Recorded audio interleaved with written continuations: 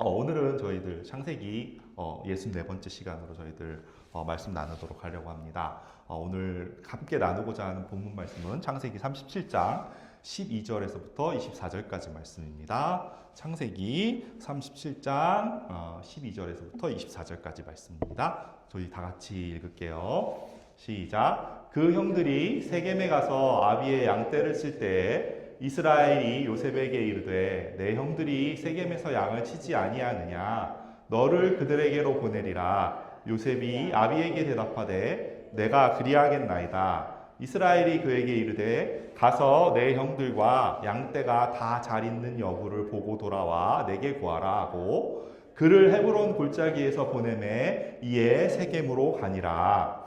어떤 사람이 그를 만난즉 그가 들에서 방황하는지라. 그 사람이 그에게 물어가로되 내가 무엇을 찾느냐. 그가 가로되 내가 나의 형들을 찾아오니 청컨대 그들의 양치는 곳을 내게 가르치소서. 그 사람이 가로되 그들이 여기서 떠났느니라. 내가 그들의 말을 들으니 도단으로 가자 하더라. 요셉이 그 형들의 뒤를 따라가서 도단에서 그들을 만나니라. 요셉이 그들에게 가까이 오기 전에 그들이 요셉을 멀리서 보고 죽이기를 꾀하여 서로 이르되 꿈꾸는 자가 오는도다. 자, 그를 죽여 한 구덩이에 던지고 우리가 말하기를 악한 짐승이 그를 잡아먹었다 하자. 그 꿈이 어떻게 되는 것을 우리가 볼 것이니라 하는지라. 자, 르우벤이 듣고 요셉을 그들 손에서 구원하려 가로되 우리가 그 생명은 상하지 말자. 르우벤이 또 그들에게 이르되 피를 흘리지 말라. 그를 광야 그 구덩이에 던지고 손을 그에게 대지 말라 하니 이는 그가 요셉을 그들의 손에서 구원하여 그 아비에게로 돌리려 함이었더라. 요셉이 그 형들에게 이르매 그 형들이 요셉의 옷 곧 그 입은 채색옷을 벗기고 그를 잡아 구덩이에 던지니 그 구덩이는 빈 것이라. 그 속에 물이 없었더라. 아멘.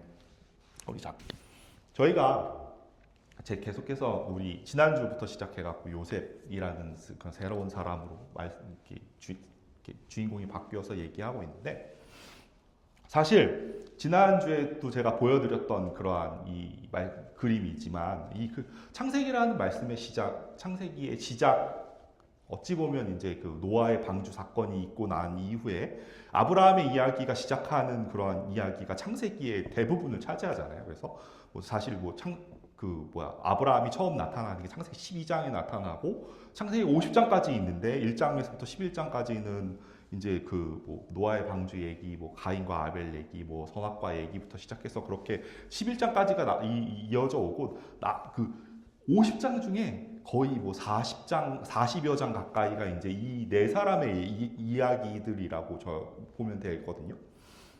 그러면 이 사람이 도대체 창세기라는 이 책에서 하나님께서 우리들에게 얘기하고자 하시는 것이 무엇일까? 하나님은 도대체 이 말씀 속에서 무엇을 얘기하시고 우리들로 하여금 이 속에서 무엇을 깨닫기를 원하셨을까를 저희들이 생각해 봐야 할 필요가 있어요.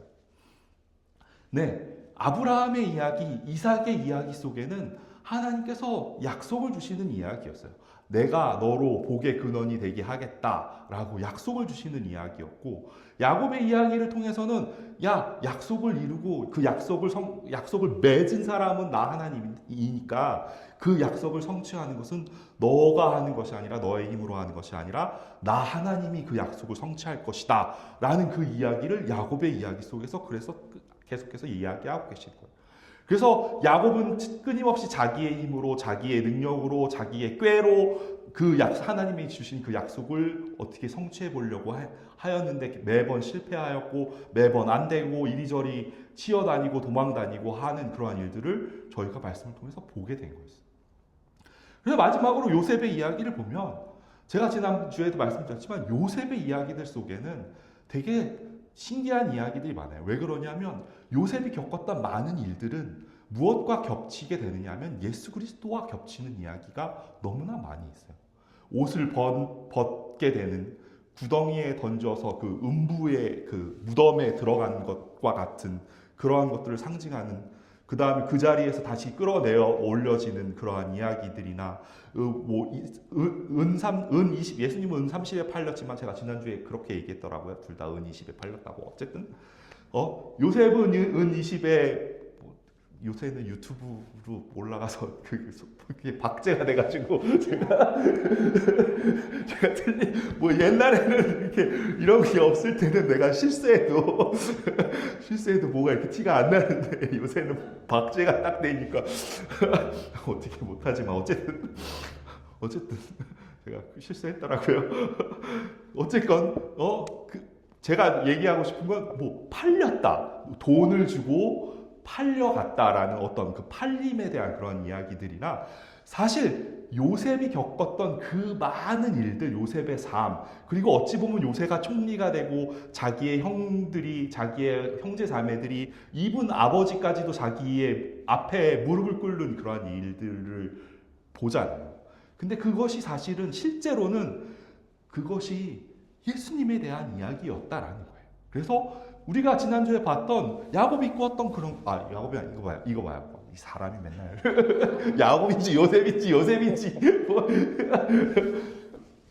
요셉이 꾸었던 꿈도 저게 이렇게 됐죠. 그렇죠? 7절에 보면 우리가 밭에서 곡식을 묻더니 네 단은 일어서고 당신들의 단은 네 단을 둘러서서 절하더이다. 이렇게 이야기를 하고 또 9절 말씀에 보면 요셉이 다시 꿈을 꾸고 그 형들에게 고하여 가로되 내가 또 꿈을 꾼즉 해와 달과 11별이 내게 절하더이다 하니라. 이렇게 얘기를 했으니까 저 꿈을 꾼 요셉도 누구 꿈이라고 생각했어요? 가운데 있는 게 누구라고 생각했다고 했어요? 자기라고 생각했어요.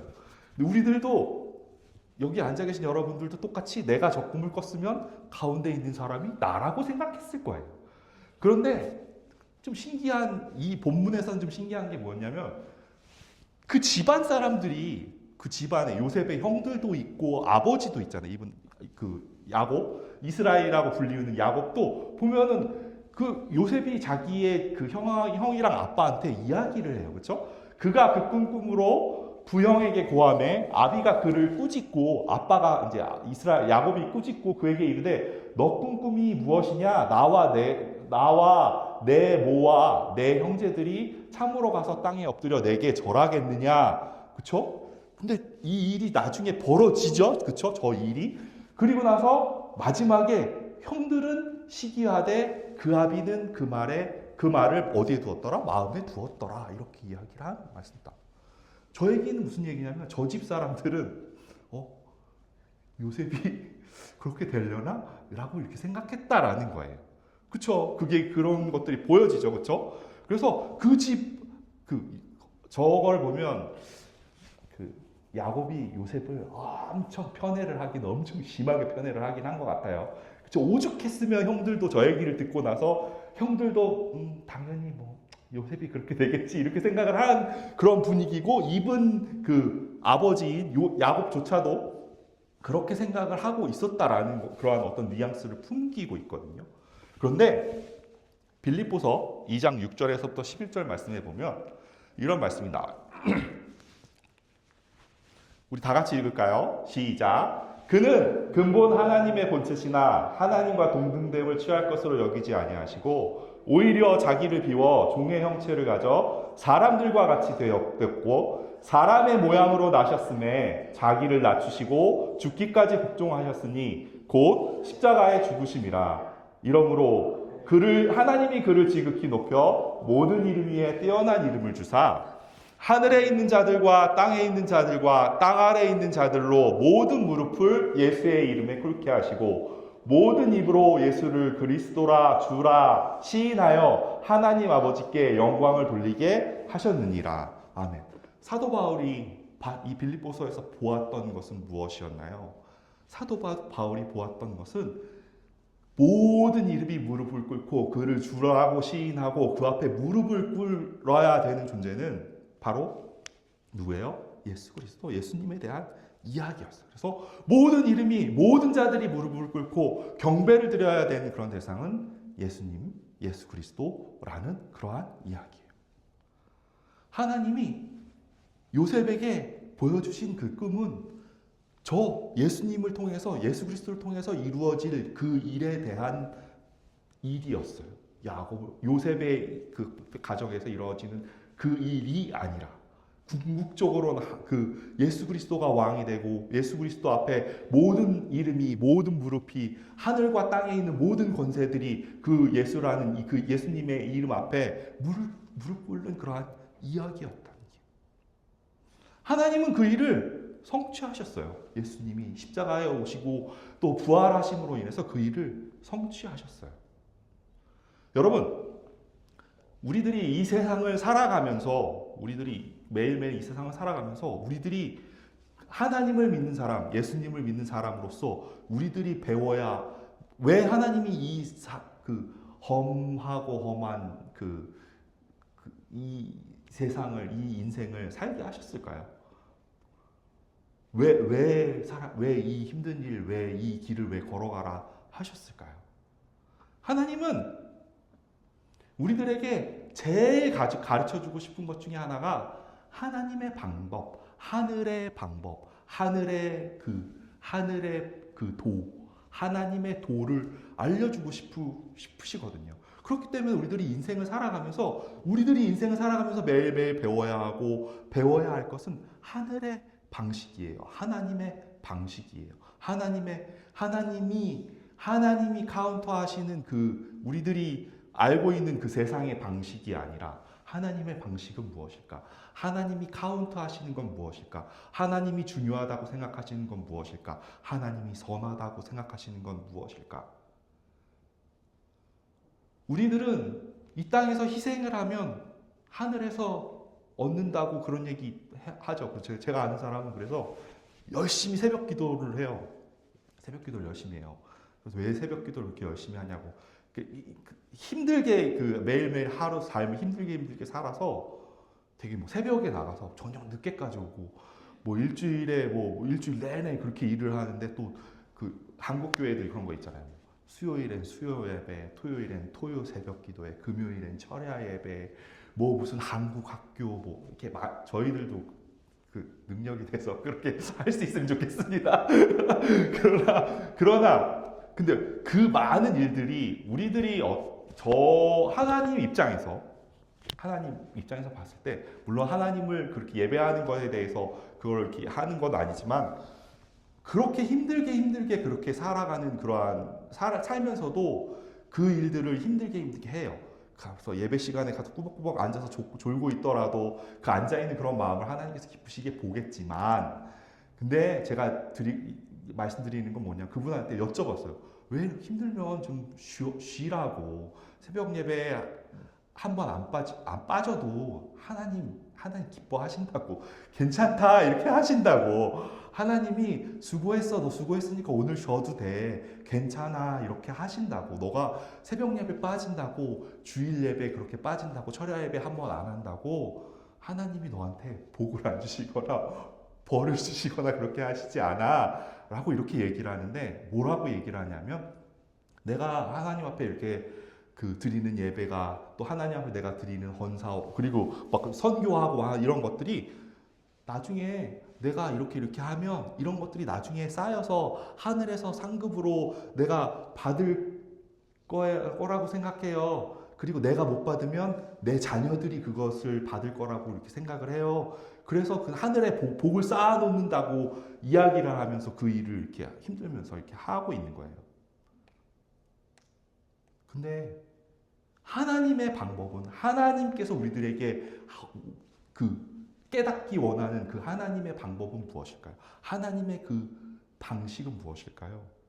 너희가 희생하면 그 희생으로 인해서 너희들이 하늘에 복이 쌓일 것이다. 너가 누구를 위해 섬기면, 누구를 위해서 도대체 그러면 너의 그 섬김이 저 하늘나라에 쌓여서 내가 그 하늘나라에 가서 그 섬김을 받을 것이다. 그런 차원의 것이 아니라는 거예요. 무엇일까요? 이 땅에서 우리가 희생할 수 있으면, 이 땅에서 우리가 섬길 수 있으면, 이 땅에서 겉옷을 내어달라는 자에게 겉옷을 내어줄 수 있고, 왼뺨을 때리는 사람에게 오른뺨도 내어줄 수 있는 그러한 방식 자체가, 그러한 삶의 모습 자체가 무엇이다? 이 땅에서는 그 사람이 작은 자일지 모르지만 그렇게 살아가는 그러한 삶의 방식이 하늘에서 큰 자다라고 말씀하십니다. 하늘의 복이 쌓일지 안 쌓일지 몰라요. 저도 하늘나라 안 가봐갖고 제가 가면 알려드릴게요. 내 복이 여러분들이 우리가 이 땅에서 하는 것들이 쌓여 있는지 내가 그중 가서 하나님 나 언제 내가 누구를 어떻게 내 호주머니에 있는 돈 털어 누구를 섬겼는데 그거 잘 카운트해 놓으셨어요? 어카운트에 잘 적어 놓으셨어요? 그러면 하나님이 그 자체로 별로 기뻐하지 않으시지 않을까요? 그렇죠? 그럴 것 같아요. 저는 하나님 제가 언제 일주일 동안 제가 300일 동안 내가 한 번도 안 빠지고 새벽 예배 열심히 드렸는데 그거 잘 적어 놓으셨어요? 하나님은 그것을 그렇게 살아가는 방식을 원하시는 분이 아니시라는 거예요. 이 땅에서 너희가 희생하는 것 그 자체가 하늘의 방식으로 하늘의 눈으로 하나님의 눈으로 보면 그것이 승리하는 일이다. 너희들이 작은 자가 되는 것이 너희가 하늘의 눈으로 보면 큰 자가 되는 것이다. 이 땅에서 너희들이 다른 사람을 위해서 헌신하고 그들을 섬기고 그들에게 무릎을 꿇고 그들에게 신발끈을 부어주고 원수를 사랑하고 우리들이 하는 그 희생과 섬김과 헌신과 이 모든 것들 그렇게 살아가는 그 삶 자체를 하나님께서는 큰 자가 살아가는 방법이다라고 이야기하시는 거예요. 네, 그 볕단의 중심에 있는 그리고 그 일의 표본을 보이신 분이 어떤 분? 예수 그리스도이신 거예요. 그렇기 때문에 그 볕단의 중심에 있는 그 사람, 하늘에 있는 해와 달과 별이 절을 하는 그 사람, 그 중심에 있는 그것은 바로 예수 그리스도에 대한 이야기를 하는 것입니다.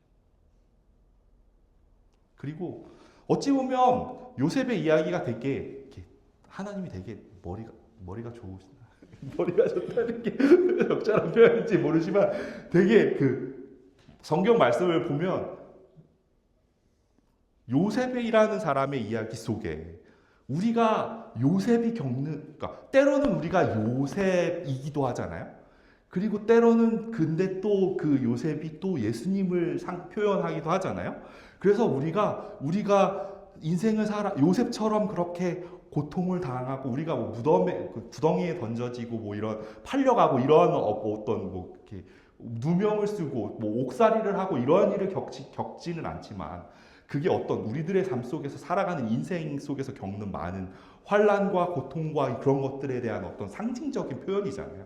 어찌 보면 우리가 요셉처럼 살기도 해요. 이 인생을 살아가는 게 내 인생 요셉이 살았던 것처럼 그렇게 살기도 하지만 또 그래서 우리가 때로는 요셉이기도 하지만 또 때로는 그 요셉의 이야기 속에 겹쳐지는 예수 그리스도에 대한 이야기가 있고 또 때로는 우리가 요셉을 그 구덩이에 던져넣는 형들과 같은 그런 자리에 서기도 하고 우리 그 성경 말씀에 나와 있는 이야기 자체가 요셉 따로, 형 따로, 뭐 누구 따로 이렇게 있는 것이 아니라 때로는 우리가 요셉이기도 하고 때로는 그 요셉을 던져넣는 그 20의 그 이스마엘 상인에게 팔아먹는 그 형들이기도 하고 죽이려고 하는 그 형들이기도 하고 그런데 또 때로는 그 속에서 우리들을 살리기 위해서 오시는 그 예수님의 그 마음을 또 보기도 하고 하는 그 많은 이야기들이 복합적으로 담겨 있는 그러한 말씀이 바로 이 요셉의 이야기거든요.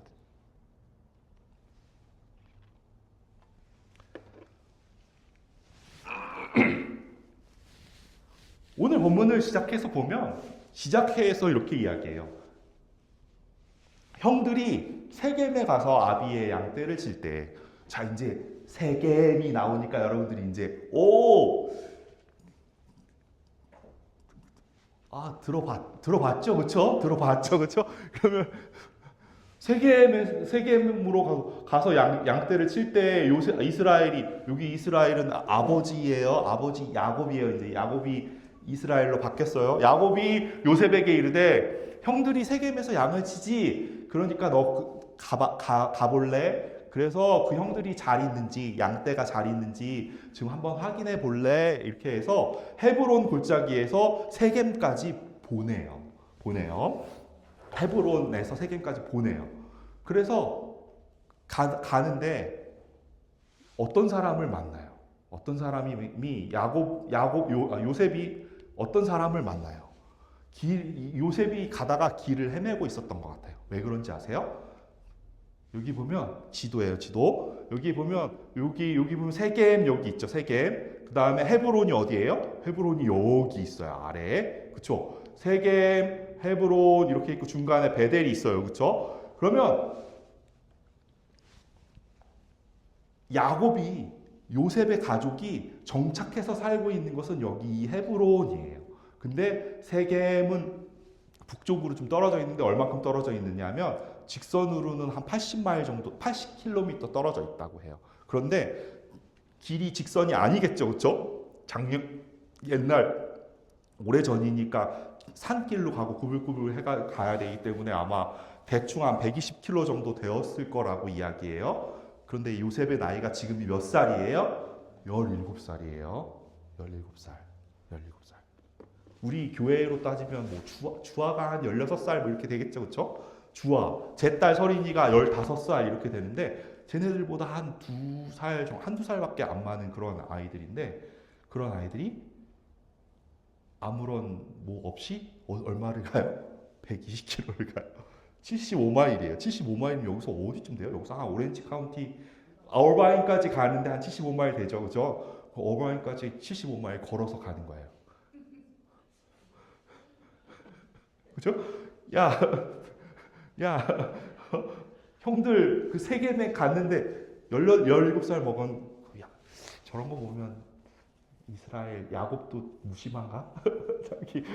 저기를 어떻게 갈 수 있지? 라고 생각했는데 그 길을 가고 있는데 당연히 17살 먹은 그 요셉으로서는 찾아가기 버거운 그러한 길이었을 거예요. 그쵸? 그 길이었기 때문에 당연히 저렇게 본문에 나와 있는 것처럼 헤매고 들에서 방황하고 길을 잃었겠죠. 그쵸? 길을 잃었을 거예요. 그래서 방황하고 있다라고 이렇게 이야기를 하는데 누가 만나요? 누가 나타나요? 어떤 사람이 나타나요? 어떤 사람? 성경에 어떤 사람이 너무 많이 나타나요. 저 어떤 사람 알죠? 그 야복강 앞에서 강을 건너왔는데 있던 사람이 누구예요? 어떤 사람이에요? 그 어떤 사람이랑 야곱은 누구였어요? 씨름했죠, 그렇죠? 근데 그게 누구였냐면 하나님이었어요, 그렇죠? 우리가 그 이야기처럼 여기도 어떤 사람이 나타났어요. 어떤 사람이 알려줘요. 만약에 요셉이 저 어떤 사람을 안 만났으면 안 팔려갔을까요? 구덩이에 던져지지도 않았을 거고 저 많은 일들을 겪지 않았을지도 몰라요. 그렇죠? 그런데 우리들의 인생에 어떤 사람이 있어요. 요셉의 인생에 어떤 사람이 있어요. 왜냐하면 저 어떤 사람이 무슨 일을 해요? 어쨌거나 형들이 있는 데를 알려주고 형들에게 가고 그 일로 인해서 무덤에 던져지고 뒤이어지는 우리 요셉의 많은 이야기들, 그 요셉의 이들의 이야기를 통해서 또 뭐가 돼요? 예수 그리스도의 이야기들, 성경의 많은 이야기들이 이어져요. 어떤 사람? 여러분들 인생에도 어떤 사람이 있어요. 또 내가 누군가의 어떤 사람이 될 수도 있어요. 그게 참 무서운 이야기. 무섭다기보다 놀라운 이야기인 거죠.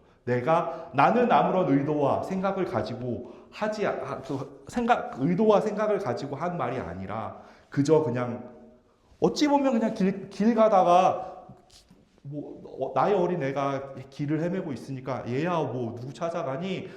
세겜으로 가는 길은 이 길이야. 이 길로 가야 해. 이렇게라고 이렇게 단순히 그렇게 알려준 거 밖에는 없었을 수도 있어요. 어떤 사람에 대해서 자세하게 나와 있지 않으니까. 근데 그 어떤 사람으로 인해서 하나님의 일들은 만들어 가고 있거든요.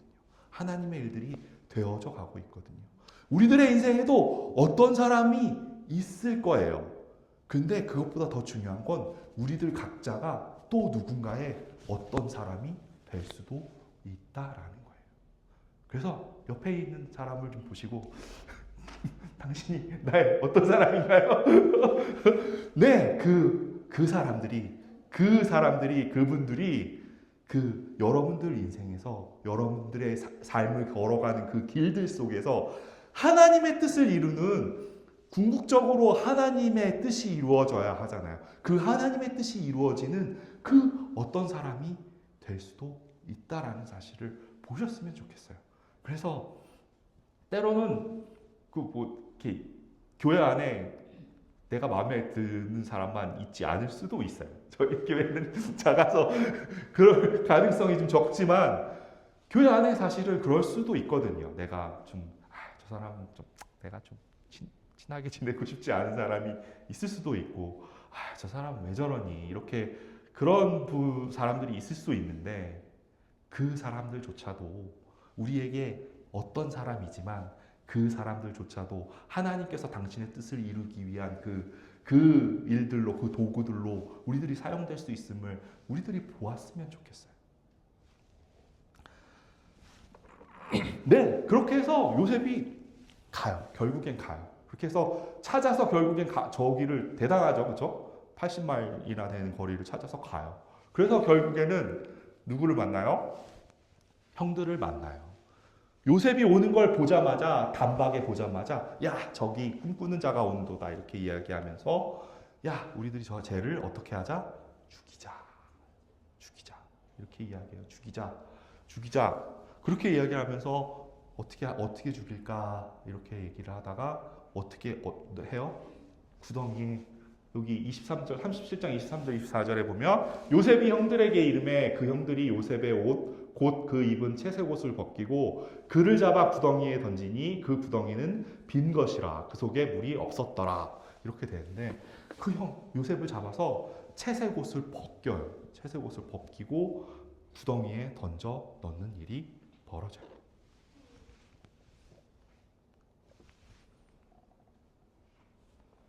요한복음 19장 23절 24절 말씀에 보면 이런 말씀이 나와요. 다 같이 읽어볼까요? 시작. 군병들이 예수를 십자가에 못 박고 그의 옷을 취하여 네 기체에 나눠 각각 한 기씩 얻고 속옷도 취하니 이 속옷은 호지 아니하고 위에서부터 통으로 짠 것이라. 군병들이 서로 말하되 이것을 찢지 말고 누가 얻나 제비 뽑자 하니 이는 성경에 저희가 내 옷을 나누고 내 옷을 제비 뽑나이다 하는 것을 응하게 하려 함이로라. 아멘. 이 말씀은 예수님께서 십자가에 달리시고 돌아가실 때 그 아래에서 벌어졌던 그러한 말씀이에요. 그렇죠? 예수를 십자가에 못 박고 그의 옷을 취하여 그 옷은 처음에 나온 옷은 겉옷이겠죠? 초옷을 취하여 그것을 네 깃에 각각 나눠서 한 깃씩 얻고 속옷도 취했는데 속옷 취했다라는 그런 말씀. 그래서 그것을 제비 뽑는다라는 이야기를 하세요.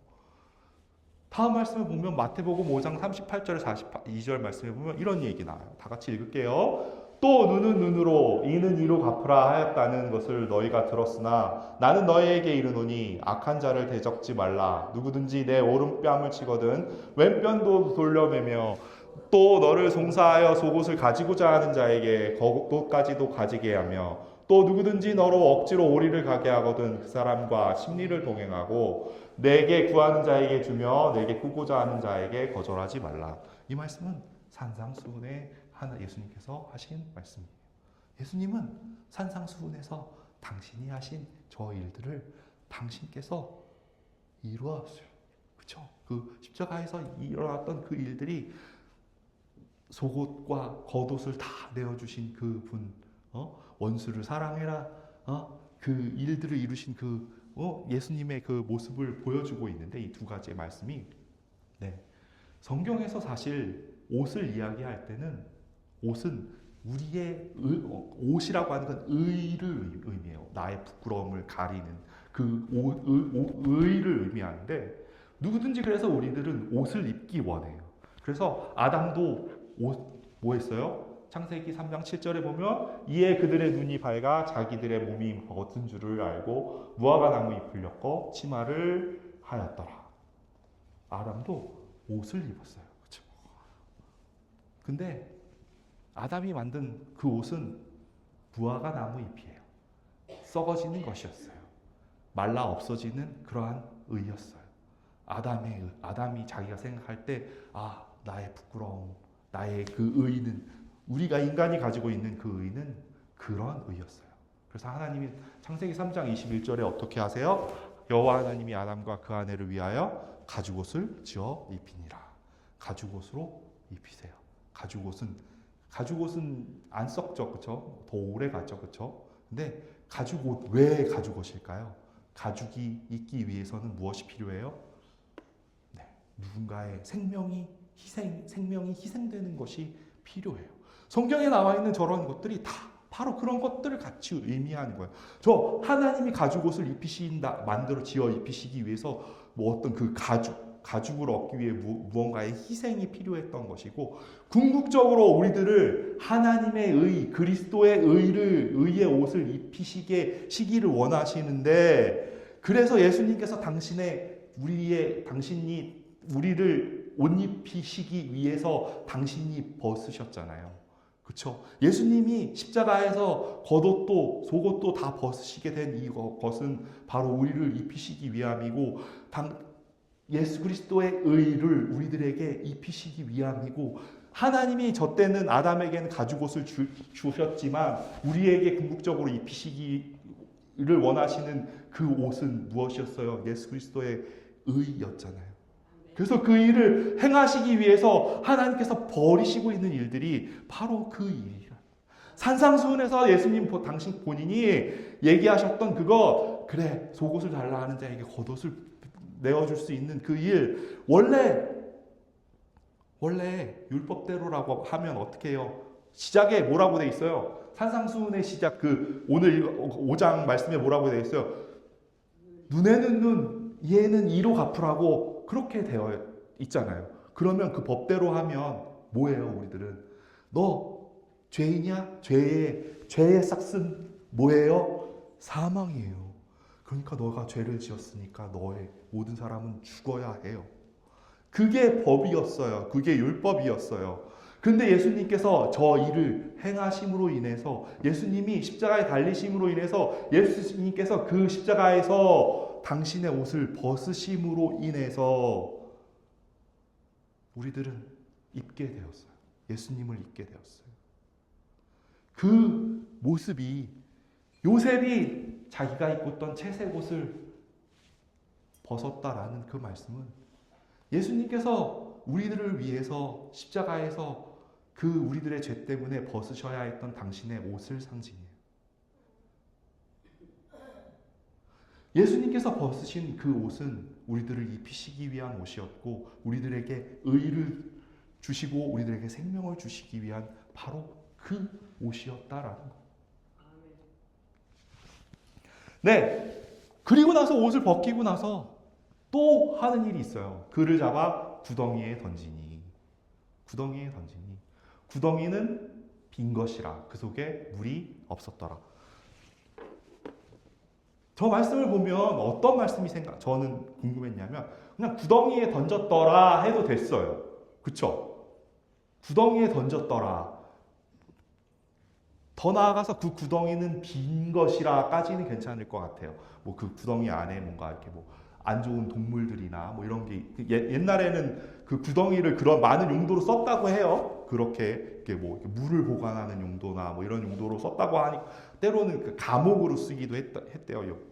지금 그 본문에 이스라엘이 있는 그 지형 자체가 여기저기에 사막이기도 하고, 그 다음에 뭐라 그러죠? 카르스트 지형, 석회암으로 되어 있어서 물이 흐르고 나면 이렇게 안에가 이렇게 구멍이 쫙 파여갖고 땅속으로 이렇게 함몰된 그런 구멍들이 많은 그러한 지형들을 그렇게 부르는데, 어쨌거나 그렇게 그런 구덩이들이 많이 있으니까, 그래서 구덩이에 던졌는데 그 구덩이는 비었다 이렇게 이야기를 하면 좋았을 텐데, 마지막에 되게 이상한 말을 생뚱맞게 하는 거예요. 그 속에 물이 없었더라 라는 이야기를. 그래서 도대체 갑자기 왜 물이 있는지 없는지가 왜 중요할까? 왜 저 물이 도대체 뭔데? 라고 이렇게 이야기를 해서 보면 예레미야 2장 7절에서부터 13절에 이런 말씀이 나와요. 기니까 제가 읽고 제가 중요한 부분만 여러분들께 같이 읽자고 말씀드릴게요. 내가 너희를 인도하여 기름진 땅에 들여 그 가실과 그 아름다운 것을 먹게 하였거늘 너희가 이리로 들어와서는 내 땅을 더럽히고 내 기업을 가증히 만들었으며 제사장들은 여호와께서 어디 계시냐 하지 아니하며 법 잡은 자들은 나를 알지 못하며 관리들도 나를 한거하며 선지자들은 바알의 이름으로 예언하고 무익한 것을 쫓았느니라. 이 말씀 무슨 말씀 이해되죠? 하나님이 야 내가 너희들을 출애굽해서 내가 가나안 땅에 데려놓았고 인도에서 기름진 땅에 들이고 과실도 먹이고 내가 아름다운 그런 것을 내가 인조하게 해줬는데 풍성하게 살 수 있게 하였는데 너희가 이리 들어와서 땅을 더럽히고 내 기업을 가증하게 만들었다. 어떻게? 제사장들은 여호와께서 계시냐 어디 계시냐 그렇게 하는 것이 아니라 그것을 생각하지 않았고 법 잡은 자들은 하나님을 알지 못했고 나를 도리어 간과하고 선지자들은 바알의 이름으로 예언을 하고 그렇게 무익한 것을 쫓았잖아. 그래서 하나님께서 무엇이라고 얘기하냐? 그러므로 내가 여전히 너희와 다투고 너희 후손과도 다투리라. 내가 너네들 마음에 안 들어. 그리고 너희 후손들도 마음에 안 들어. 이렇게 이제 하나님께서 얘기하시는 거예요. 그러면서 10절 말씀에 이렇게 이야기하시는 거예요. 어느 나라가 그 신을 신 아닌 것과 바꾼 일이 있느냐? 그러나 나의 백성은 그 영광을 무익한 것과 바꾸었도다. 이야기해요. 어느 나라 사람이 신을 신 아닌 거하고 바꿔먹냐? 저 신은 이 신이 아니고 하나님이에요. 하나님. 이 신을 바꿔. 옛날엔 이렇게 신발 갖다 주고 엿 바꿔 먹고 이런 거 어렸을 때 보셨죠? 그래서 많이. 저 어렸을 때도 있었어요. 어쨌건 어느 나라가 그 하나님을 하나님 아닌 것과 바꾼 일이 있느냐라고 이야기를 하면서 나의 백성 너희들은 그 영광을 무익한 것과 그 하나님을 무익한 것과 바꾸었다라고 이야기를 하시고 그러면서 너 하늘아 이 일을 인하여 놀랄지어다 심히 떨지어다 두려워할지어다 여호와의 말이니라. 13절에 볼게요. 다 같이 읽어볼까? 시작. 내 백성이 두 가지 악을 행하였나니 곧 생수에 근원되는 나를 버린 것과 스스로 웅덩이를 판 것인데 그것은 물을 저축지 못할 터진 웅덩이니라. 여기에 보면 웅덩이인데 물이 들어있지 물을 저축하지 못한 그런 웅덩이가 나와요. 그렇죠? 우리 요셉이 던져졌던 그 웅덩이의 모습이 나와요. 그래서 야 너네들이 죄를 지었는데 예레미야 선지자가 이스라엘 백성들에게 선포해요. 너희들이 죄를 지었다. 너희들이 크게 나한테 두 가지를 지었는데 그 두 가지 죄 중에 첫 번째가 무엇이냐 하면 생수의 근원이 되는 나를 버린 것이다. 나 하나님을 하나님이 아닌 무익한 것과 엿바꿔 먹었다. 그 무익한 것으로 바꿔 먹었다라는 게 첫 번째고 두 번째가 웅덩이를 판 것이래요. 웅덩이를 판 것이래요. 근데 그 웅덩이가 무슨 웅덩이래요? 물을 저축치 못한 터진 웅덩이래요. 그게 이스라엘 민족들이 졌던 죄라고 이야기해요. 요셉이 던져진 데가 어디예요? 웅덩이에요. 그 웅덩이가 어떤 웅덩이에요? 빈 웅덩이에요. 근데 거기에 물이 있어요? 없어요? 물이 없어요. 무슨 웅덩이에요? 물을 저축치 못할 터진 웅덩이에요.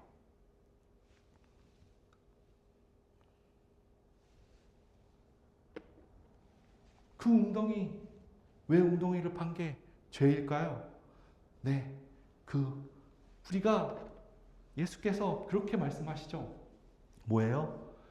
예수께서 가라사대 이 물을 먹는 자마다 다시 목마르려니와 내가 주는 물을 먹는 자는 영원히 목마르지 아니하리니 나의 주는 물은 그 속에서 영생하도록 솟아나는 샘물이 되리라. 네, 저기서 상징하는 물은 영원히 마르지 않는 그 영생의 물 이야기예요.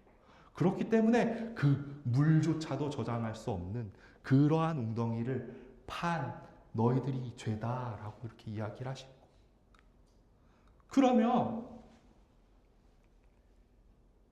그러면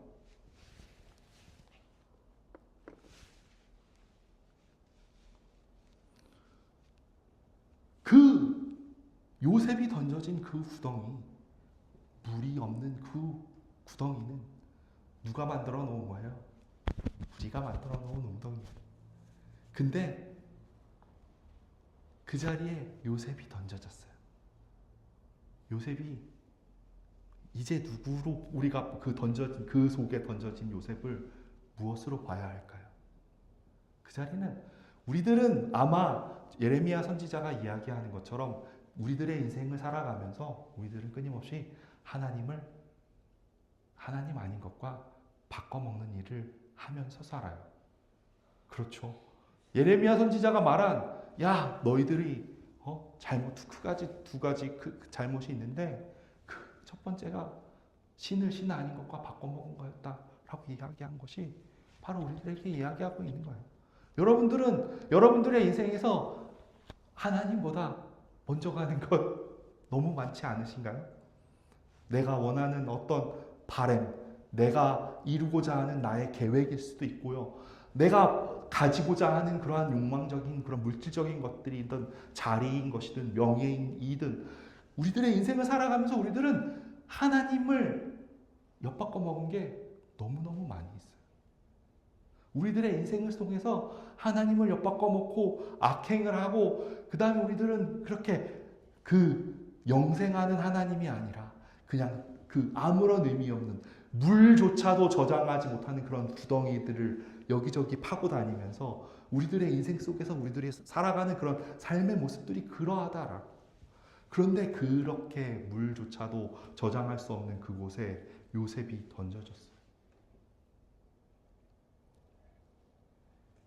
그 자리는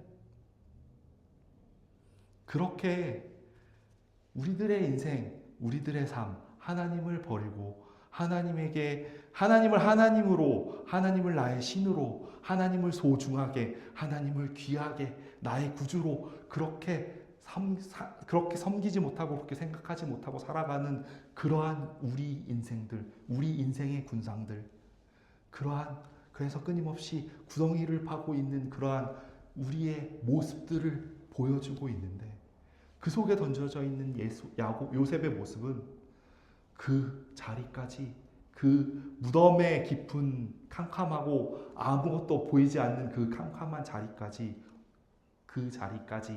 그 죄악의 자리까지도 찾아오실 예수님을 상징하고 있다라는 거예요. 물 없는 구덩이에 던져진 요셉은 우리들의 죄악의 자리, 나의 모든 죄악과 나의 모든 원함과 나의 모든 욕망과 나의 모든 것들로 만들어져 있는 그 죄악의 자리까지도 내가 매일매일 11조를 드리지 못하고 내가 하나님 앞에 매일매일 새벽 기도를 드리지 못하고 내가 매일매일 죄를 짓고 하나님께서 원하시는 삶과는 전혀 다른 그러한 삶을 살지라도 그러한 나의 죄악의 자리까지에도 그 자리에도 아무도 찾지 않고 물조차도 저장할 수 없는 그러한 구덩이 속에 던져진 그 자리에도 예수님께서 찾아오신 것처럼, 아니 요셉이 그 자리에 던져진 것처럼 예수님께서 그렇게 우리들에게 찾아오시겠다 하시는 약속의 말씀이다라는 거예요. 네, 요셉의 삶은 예수 그리스도의 삶을 예표하는 거예요.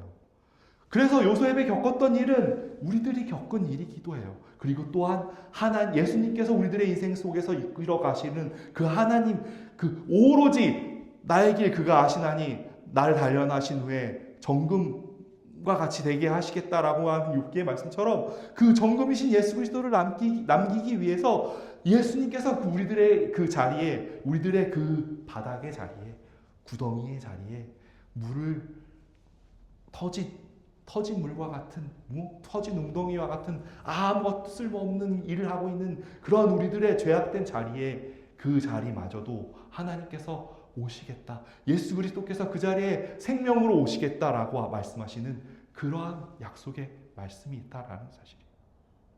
하나님은 여기에서 예수님은 우리들에게 말씀하시지 않으세요. 야, 구덩이에 빠졌지? 올라와. 너의 힘으로 올라와.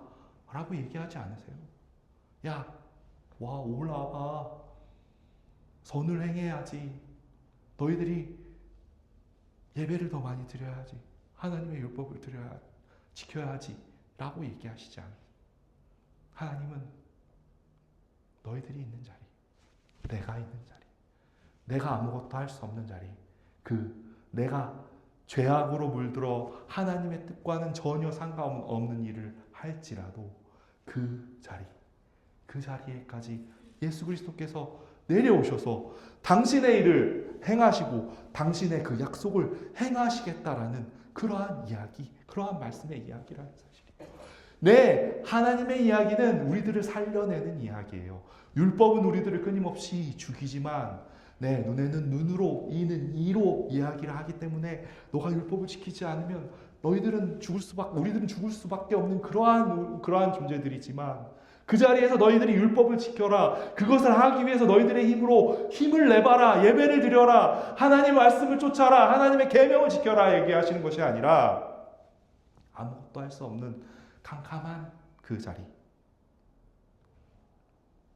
자리에 우리들에게 끊임없이 오시는, 그리하여서 우리들에게 참으로 평화가 무엇인지, 안정이 무엇인지, 참된 기쁨이 무엇인지 그것을 끊임없이 알려주는 그러한 이야기라는 사실이에요.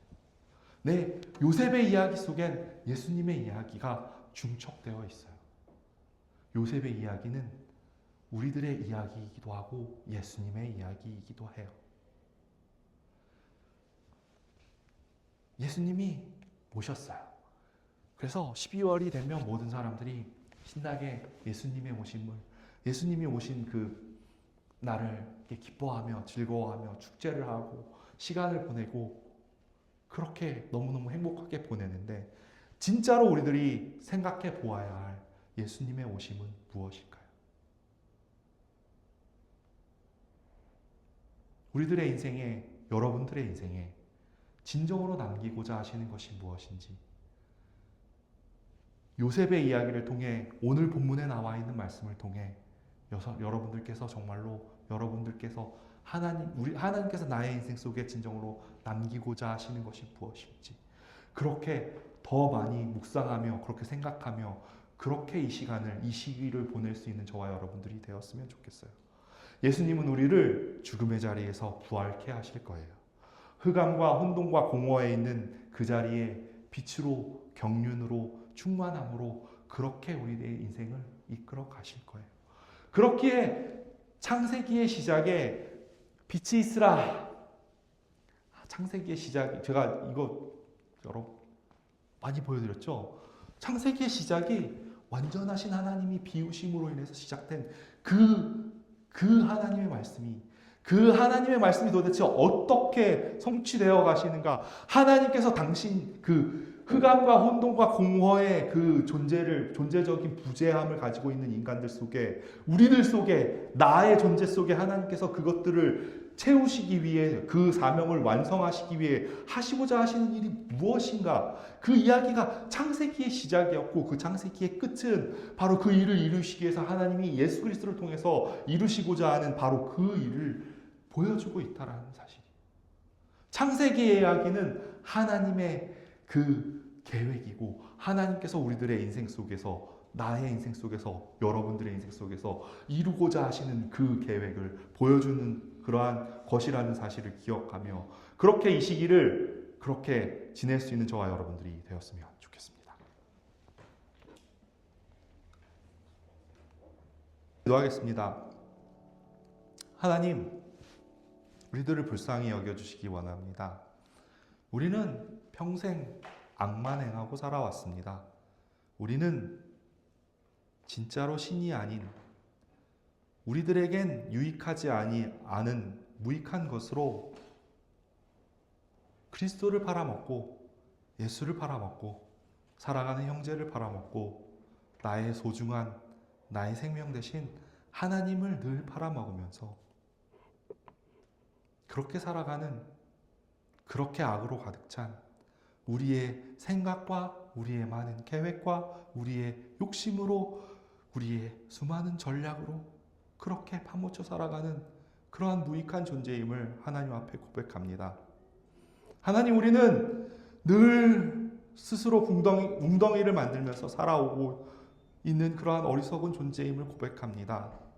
그 웅덩이가 터진 곳이라 아무것도 남아있을 수 없는, 물조차도 저장할 수 없는, 그러한 생명조차 남아있지 않은 그러한 어리석은 존재들인데,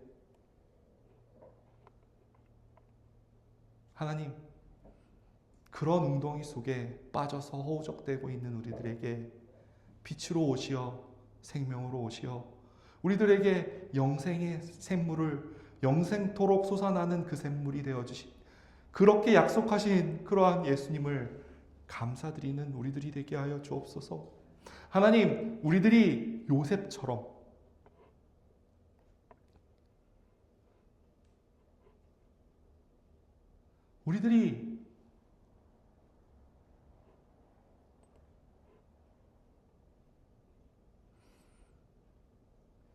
우리들이 그런 캄캄한 자리에 오시는 그 예수님처럼 그 예수님을 소망하며 살아갈 수 있는 우리들이 되게 하여 주옵소서. 하나님, 우리들이 지금 당하고 있는, 지금 느끼고 있는, 우리가 보고 있고 만지고 있고 듣고 있는 것이 참된 실제가 아니라 보이지 않지만 숨어있는 영원한 영광, 보이지 않지만 그 속에 하나님의 운행하심, 하나님의 일하심을 보고 있는 자들이 되게 하시고, 우리들의 인생이 지금은 아프고 고달프고 힘들고 어렵지만 하나님께서 그 진리 속에서 이루어 가실 하나님의 그 진리의 일들을, 우리들을 그리스도의 생명으로 만들어 가시는 그 놀라운 계획들을 바라보며 소망으로 인내할 수 있는 우리 발렌시아 마가교회 성도들이 되게 하여 주옵소서. 하나님, 우리가 드리는 예배가 하나님의 영원히 마르지 아니하는 그 생수와도 같은 그 놀라운 그 만족감이 있는 그러한 예배가 되기를 원합니다.